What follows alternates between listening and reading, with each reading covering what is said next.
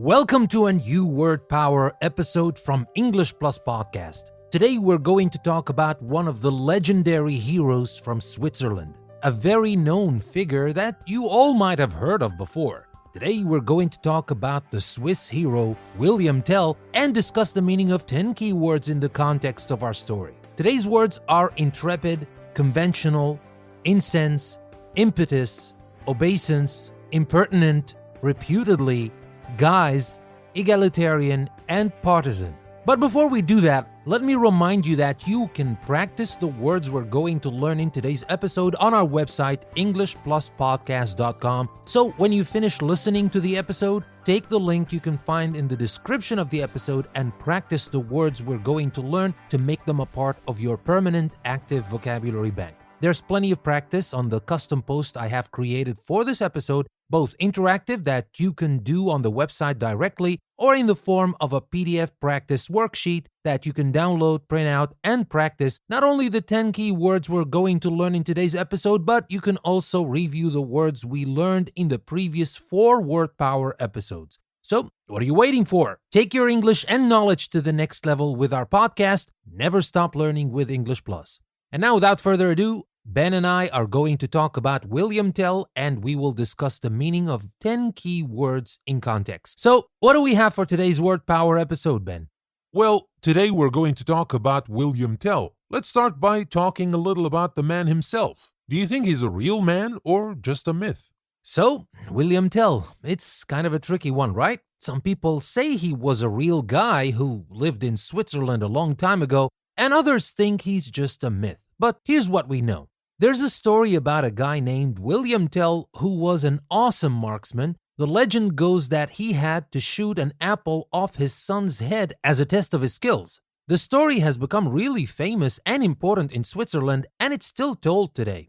But here's the thing. It's hard to know what parts of the story are true and what parts are just, made up over time. But even if some of the details aren't 100% accurate, the story of William Tell has been a big part of Swiss history and culture for centuries, and it's still a source of pride for the Swiss people. So, real or myth, who knows? But one thing's for sure, William Tell is a pretty big deal in Switzerland. All right, let's get to our story of William Tell, and later we will learn 10 new keywords in context. Let's start with the story itself.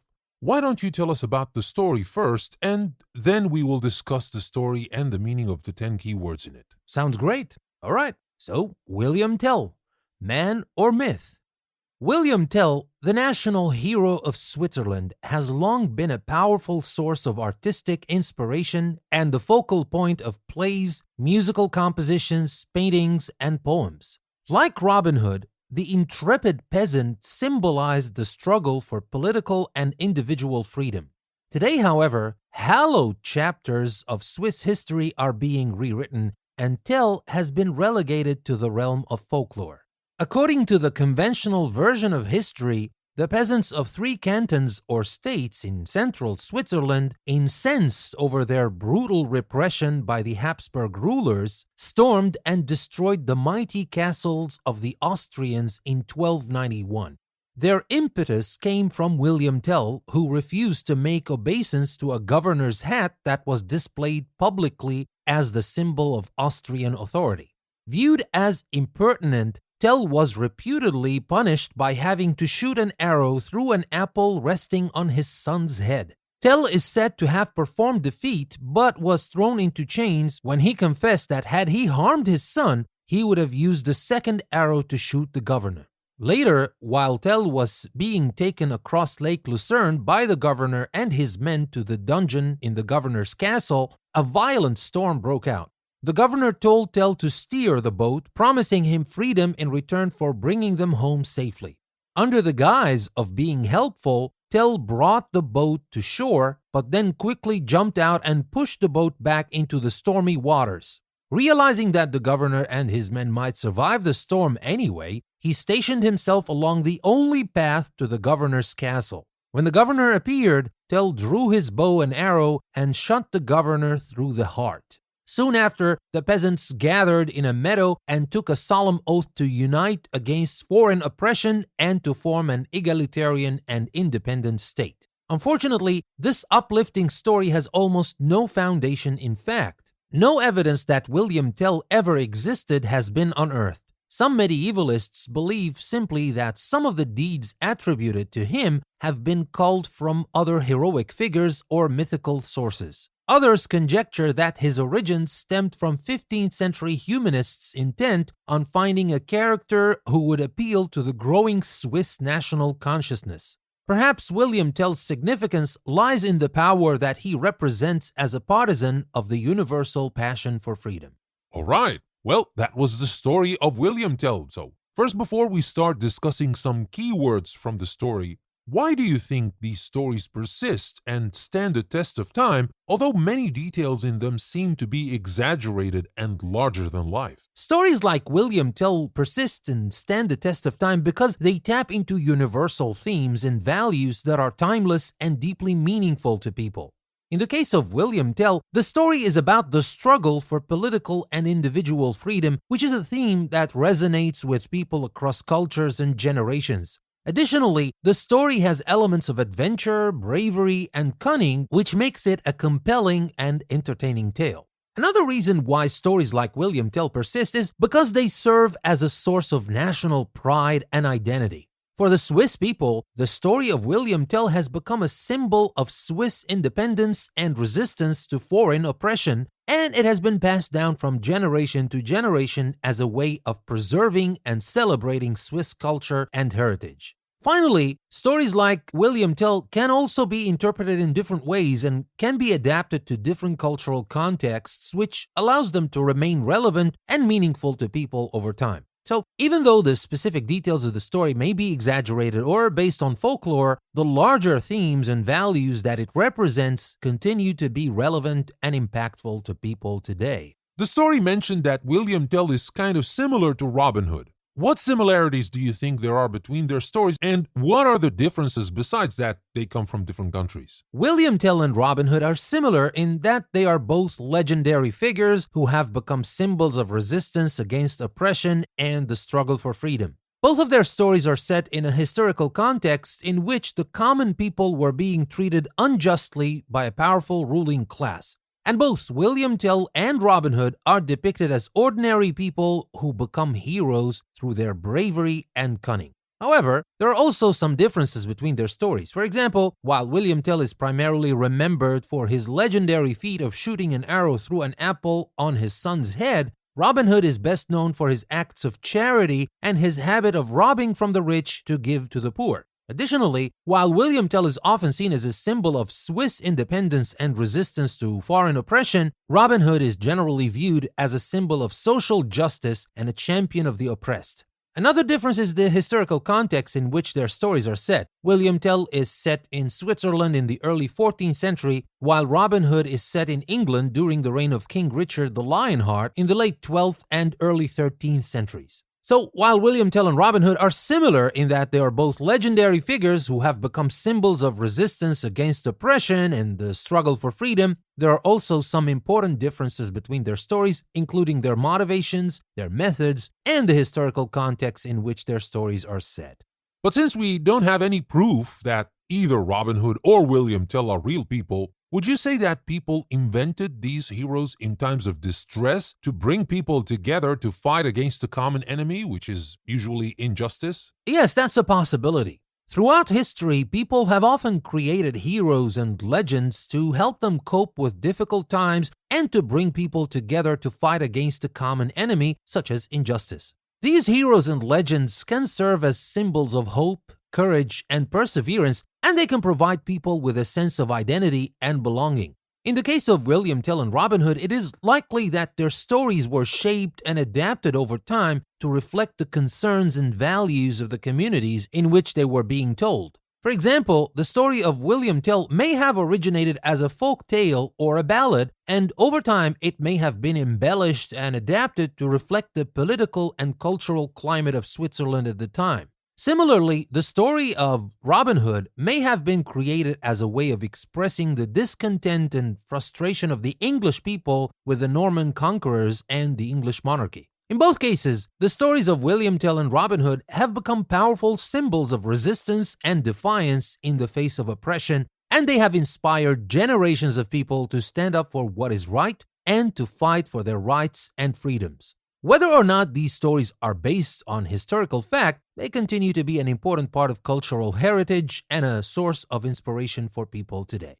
All right, so let's now begin with our discussion of the key words in our story. Let's start with the word intrepid. I-N-T-R-E-P-I-D, intrepid. How did we use it in the story, and what does it mean in this context? In the story, the word intrepid is used to describe William Tell. The word is used to describe him as a brave and daring person who is not afraid to take risks and to stand up for what he believes in. The word intrepid is an adjective that comes from the Latin word intrepidus, which means fearless, bold, or courageous. In this context, the word intrepid is used to describe William Tell as a hero who is not afraid to face danger or to challenge authority, and who is willing to do what it takes to defend his beliefs and his freedom. Do we use the word intrepid in other contexts as well? Yes, the word intrepid is commonly used in other contexts as well. It can be used to describe someone who is brave, daring, or fearless in any situation, not just in the context of a historical hero like William Tell. For example, you could use the word intrepid to describe someone who is not afraid to explore new and unknown territories, or to undertake a dangerous or challenging adventure. You could also use the word intrepid to describe someone who is not intimidated by difficult or adverse circumstances and who is willing to face any challenge with courage and determination. So, the word intrepid is not limited to the context of William Tell, but can be used to describe anyone who demonstrates bravery and daring in any situation. All right then, now let's move on to talk about the next key word. What about the word conventional? How do we use this word in the context of our story, and what does it mean in this context? In the story, the word conventional is used to describe the version of history that is widely accepted and commonly taught. The word conventional is an adjective that means following accepted standards, customs, or practices, or conforming to the norm. In this context, the word conventional is used to describe the version of history that is widely accepted and commonly taught, and which is based on the idea that William Tell was a real historical figure who played a significant role in the struggle for Swiss independence. But can't we use conventional to describe people as well? Yes, absolutely. In addition to being used to describe ideas, beliefs, or things, the word conventional can also be used to describe people who follow traditional norms, values, and beliefs, or who conform to established customs and practices. For example, you could use the word conventional to describe someone who is conservative in their attitudes, who follows traditional ways of doing things, and who is not open to new or unconventional ideas or experiences. So, while the word conventional was used in the story to describe the widely accepted version of history, it can also be used to describe people who are traditional, conservative, or conformist in their attitudes and behaviors. Is the word conventional similar to the word convention, or is there a difference? Yes, there is a difference between the words conventional and convention. Conventional is an adjective that means following accepted standards, customs, or practices, or conforming to the norm, as we said earlier. On the other hand, convention is a noun that refers to a large gathering of people who come together for a specific purpose, such as a meeting, a conference, or an exhibition. A convention can also refer to an established practice or custom, or a widely accepted agreement or principle. So, while both words have to do with the idea of following accepted standards or customs, they're used in different contexts and have slightly different meanings. As we said, conventional is used to describe things or people that follow accepted norms and practices, while convention is used to describe a gathering of people or an established practice or principle. All right then. Now that we have talked about the first two key words from our story, let's talk about the third key word that we want to focus on today. What about incensed? I-N-C-E-N-S-E-D, incensed. How do we use it in the context of our story, and what does it mean in this context? In the story, the word incensed is used to describe the peasants of the three cantons in certain Switzerland who were upset and angry over their brutal repression by the Habsburg rulers. The word incensed is an adjective that means to make someone very angry or resentful. In this context, the word incensed is used to describe the peasants who were so upset and angry about their treatment at the hands of the Habsburg rulers that they took action and stormed the mighty castles of the Austrians.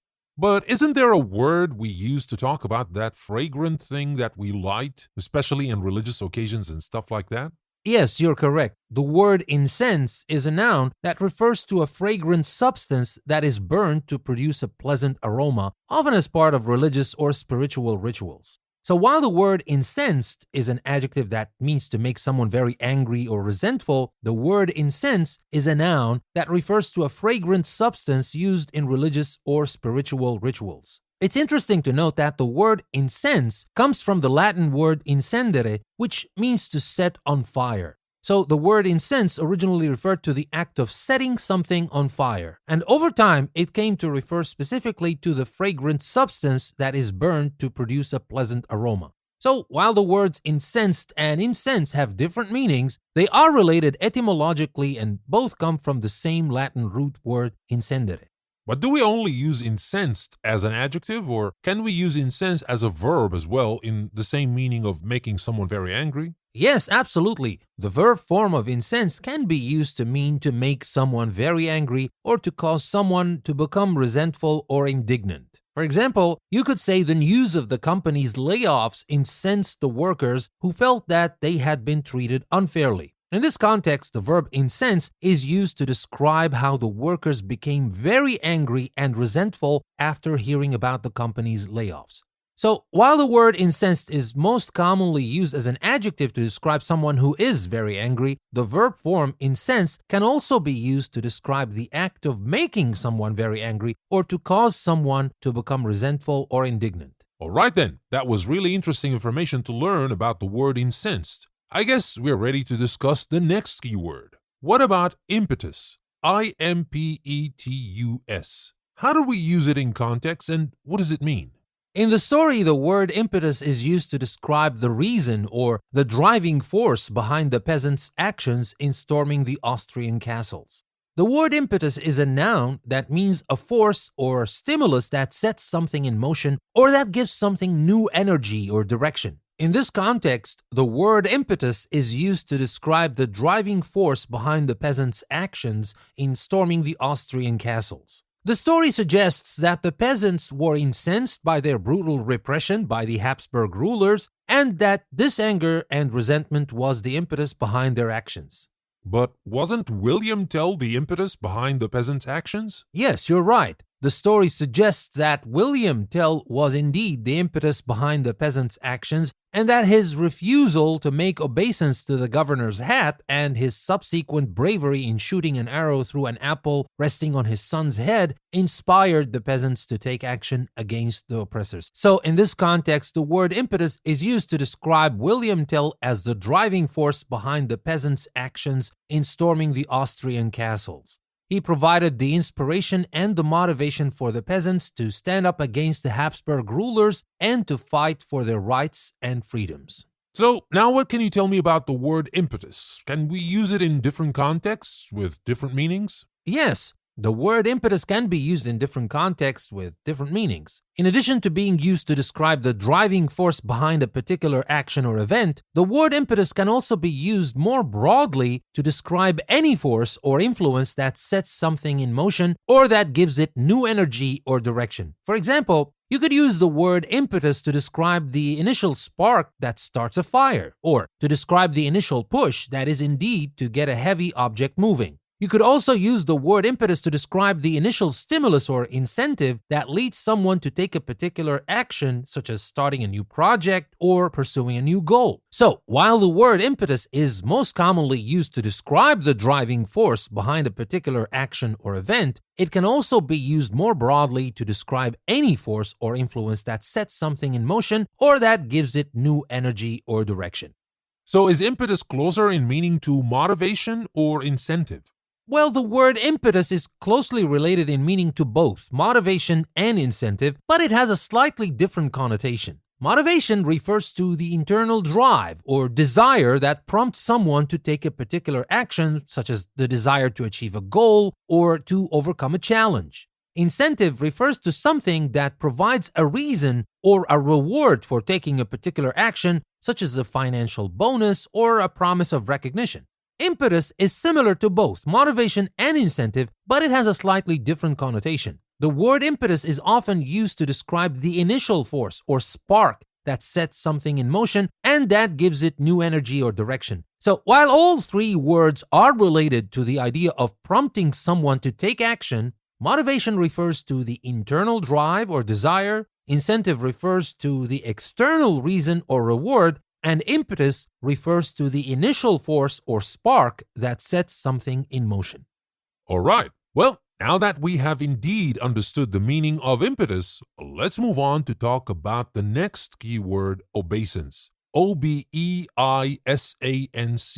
obeisance. How do we use this word in context, and what does it mean? In the story, the word obeisance is used to describe the act of bowing or making a gesture of respect to a governor's hat that was displayed publicly as a symbol of Austrian authority. The word obeisance is a noun that refers to a gesture of respect or homage, such as a bow, a curtsy, or a salute. In this context, the word obeisance is used to describe the act of bowing or making a gesture of respect to the governor's hat as a symbol of Austrian authority, and the story suggests that William Tell refused to make obeisance to the hat, which was viewed as impertinent and led to his punishment. Is obeisance the same like obedience? Are these two words kind of similar in meaning? Well, the words obeisance and obedience are similar in that they both relate to the idea of following rules or directions, but they have slightly different connotations. Obeisance refers specifically to a gesture of respect or homage, as we said, such as a bow, a curtsy, or a salute. It is often used to describe a formal or ceremonial act of respect. Obedience, on the other hand, refers to the act of following rules or directions or of submitting to the authority of someone else. It is often used to describe a more general act of compliance or conformity. So while the words obeisance and obedience are related in that they both relate to the idea of following rules or directions, obeisance is more specific to the idea of a formal or ceremonial act of respect, while obedience is more general in its reference to following rules or submitting to authority. But it's like when you make an obeisance to someone, you're kind of showing that you are obedient. I mean, that's a sign of obedience, is it not?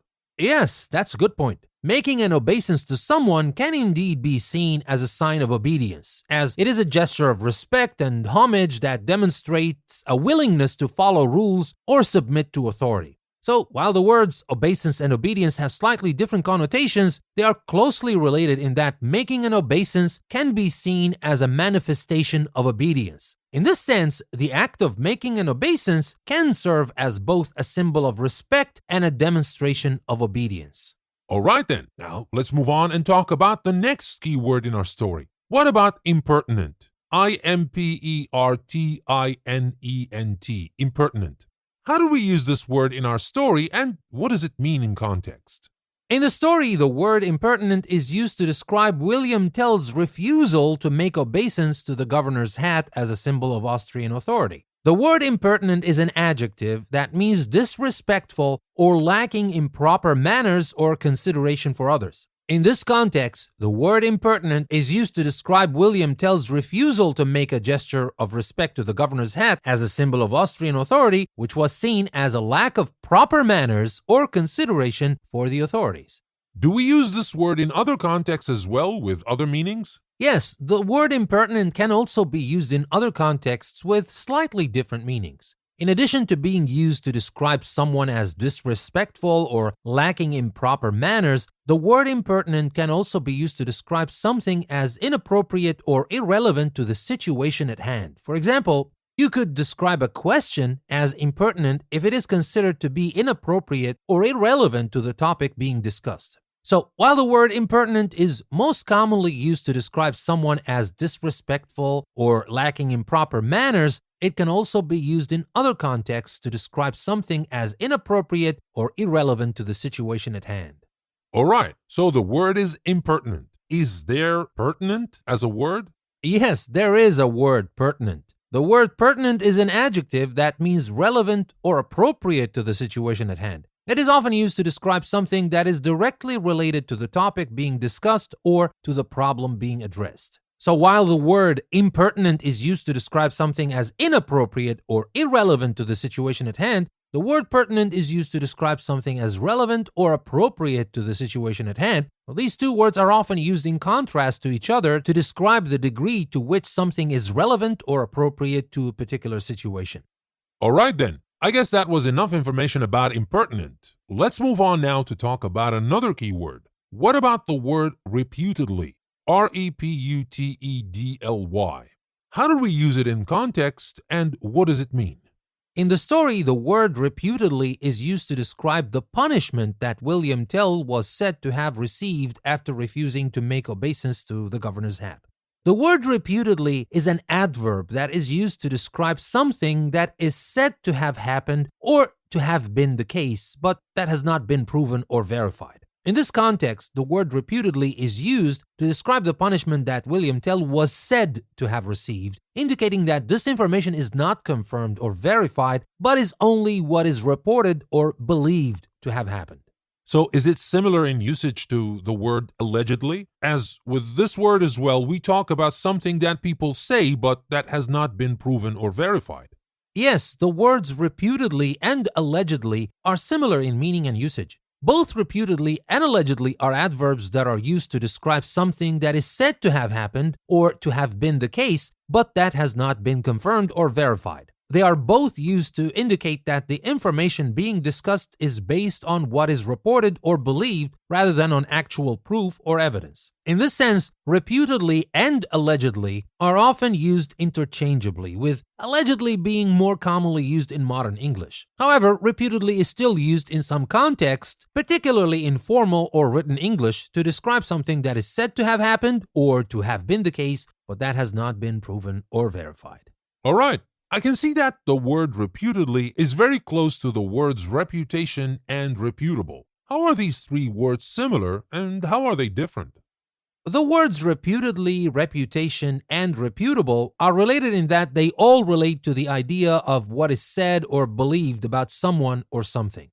Reputedly is an adverb that is used to describe something that is said to have happened or to have been the case, but has not been confirmed or verified.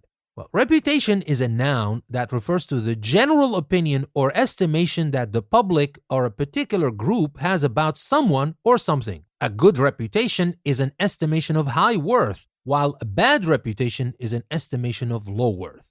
And finally, reputable is an adjective that is used to describe someone or something that is considered to be trustworthy, dependable, or of good character. A reputable person or organization is one that is considered to have a good reputation, while a disreputable person or organization is one that is considered to have a bad reputation. So, while reputedly is used to describe something that is said to have happened or to have been the case, reputation refers to the general opinion or estimation that the public or a particular group has about someone or something, and reputable is used to describe someone or something that is considered to be trustworthy, dependable, or of good character. I see. Well, enough about reputedly, I think. Let's move on and talk about another key word. How about the word guise? How do we use it in our story, and what does it mean in this context? In the story, the word guise is used to describe the way that William Tell was acting when he took the governor and his men to shore during the storm on Lake Lucerne. The word guise is a noun that refers to the appearance or manner in which something is presented or the way that someone is pretending to be. In this context, the word guise is used to describe the way that William Tell was acting when he took the governor and his men to shore, indicating that he was pretending to be helpful when in reality he had a different motive. Well, why don't we just use the word disguise instead? Can we use it in this context? Yes, you could use the word disguise instead of guise in this context, and the meaning would be similar. Disguise is a noun that refers to a disguise or false appearance used to conceal one's identity or deceive others. In this context, the word disguise could be used to describe the way that William Tell was pretending to be helpful when he took the governor and his men to shore, indicating that he was concealing his true motives and deceiving the governor and his men. So, while the word guise is used in the story to describe the appearance or manner in which something is presented, or the way someone is pretending to be, the word disguise could also be used in this context to describe the false appearance that William Tell was using to conceal his true motives and deceive the governor and his men. But do you think that we use the word disguise to describe more the appearance while we use the word guise to talk about either appearance or manner? Because in our story, William Tell didn't change anything about his appearance, but only about his manner. Yes, that's a good point. The words disguise and guise can have somewhat different connotations, with disguise often being used more specifically to describe a false appearance that is used to conceal one's identity, while guise can be used more broadly to describe the appearance or manner in which something is presented or the way that someone is pretending to be. So in this context, where William Tell was not changing his appearance but was pretending to be helpful, the word guise is a good choice to describe his behavior, while disguise would be more appropriate if he had changed his appearance in some way in order to conceal his identity. So in general, both disguise and guise can be used to describe a false appearance or pretense, but disguise tends to focus more specifically on the appearance, while guise can be used more broadly to describe the appearance, manner, or pretense. Very well. That is enough information about the word guise. Let's move on and talk about egalitarian. egalitarian. We use this word in our story, so how do we use it and what does it mean in context? In the story, the word egalitarian is used to describe the state that the peasants formed after taking a solemn oath to unite against foreign oppression. The word egalitarian is an adjective that is used to describe a political or social system or ideology that believes in equal rights, opportunities, and treatment for all people, regardless of social class, race, gender, or other factors. In this context, the word egalitarian is used to describe the state that the peasants formed after taking a solemn oath to unite against foreign oppression, indicating that this state was based on the principles of equality and fairness for all. Is this word originally French? I mean, I still remember the word égalité when I watch Roland Garros, when the score is tied in the game. Is that related or is it just a coincidence? Yes, you're right. The word egalitarian is derived from the French word égalité, which means equality. The word égalité is a core principle of the French Revolution and was one of the main slogans of the revolution, along with liberté, which means liberty, and fraternité, which means fraternity. So the word egalitarian is indeed related to the French word égalité, and both words reflect the idea of equality and fairness for all. The use of the word égalité in tennis, as you mentioned, also reflects this idea, as it is used to describe a situation where the score is tied and both players have an equal chance to win.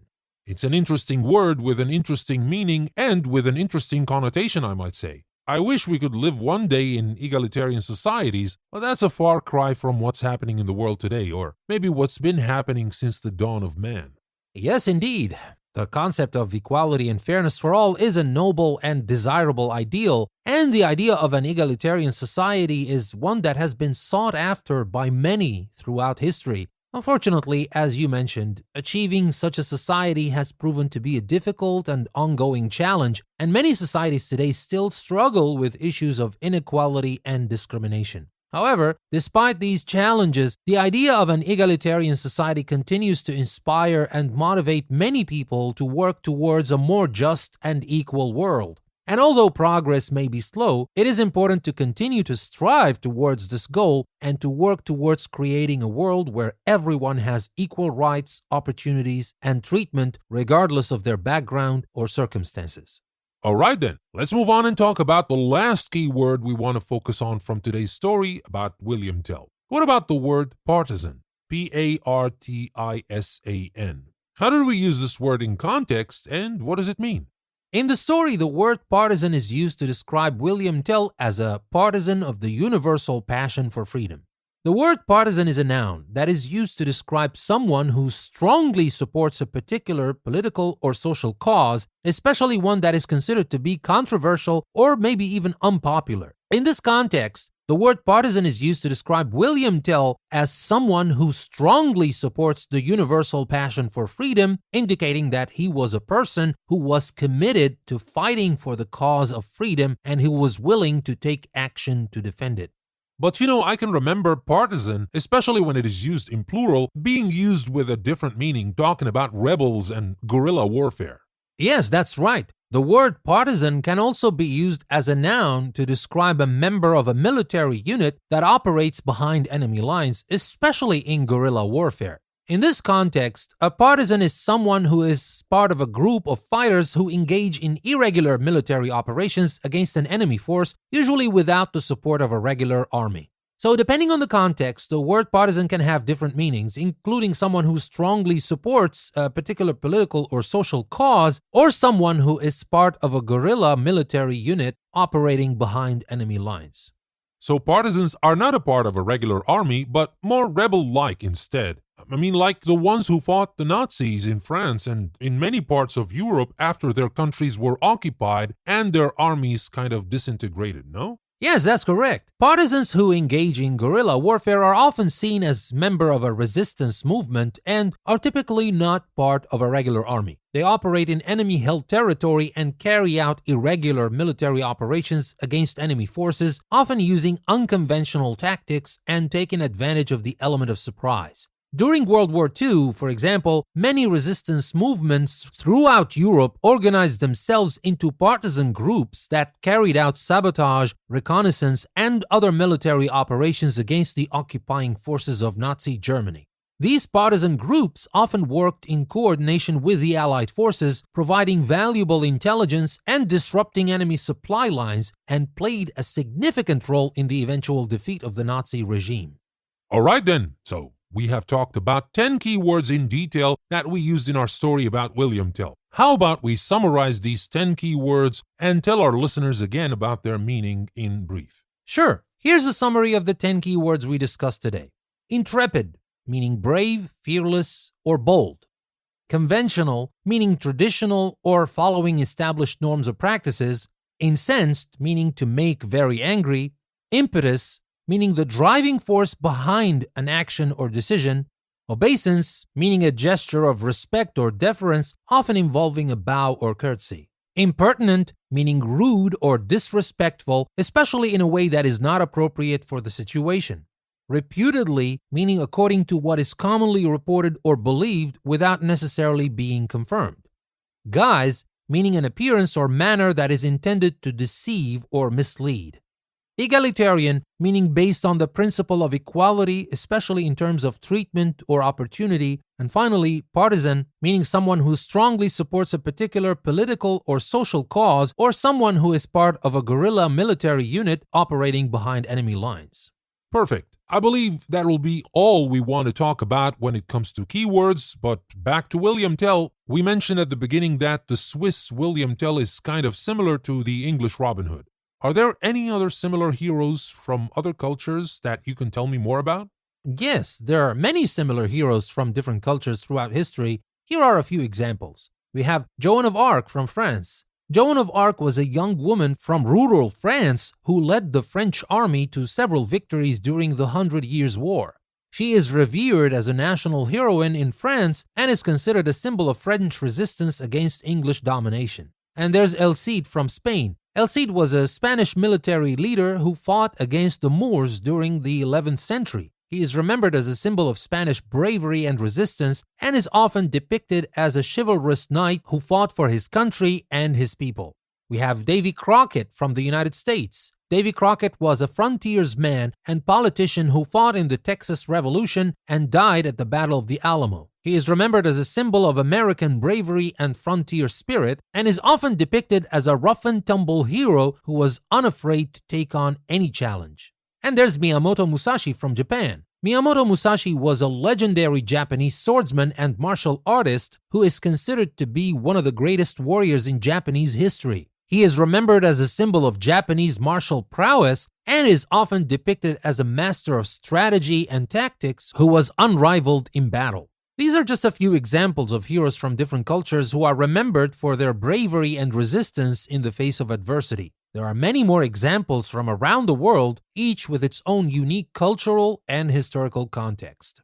But these are all real people, not legends like William Tell and Robin Hood, right? Well, the historical accuracy of the accounts of these heroes is sometimes debated, and many of the details of their lives have likely been embellished over time. In some cases, there may be limited written records or other historical evidence to support the stories that have been passed down through the generations. For example, while Joan of Arc is widely recognized as a historical figure and is considered a national heroine in France, the exact details of her life and the events that took place during her time are still a subject of debate among historians. Similarly, while El Cid is widely recognized as a historical figure in Spain, many of the details of his life have likely been exaggerated over time. In any case, these figures are often remembered not for their historical accuracy, but for the cultural and historical significance that they hold within their respective societies. They are remembered as symbols of bravery, resistance, and cultural identity, and are often seen as inspiring examples of what it means to be a hero. All right then, I guess that's everything we want to discuss about William Tell and the 10 key words in the context of the story. Well, I really enjoyed discussing the meaning of the words and the story of William Tell with you, Ben. Thank you. And to our listeners everywhere, thank you very much for listening to another Word Power episode from English Plus Podcast. Remember that there's a lot more to learn on our website, EnglishPlusPodcast.com. So don't miss out on that, and take the link you can find in the description of the episode and go there, practice the words you have learned here today, enjoy our interactive transcript, and never stop learning with English Plus. That'll be all for today's episode. This is your host, Danny. Thanks for listening. I will see you next time.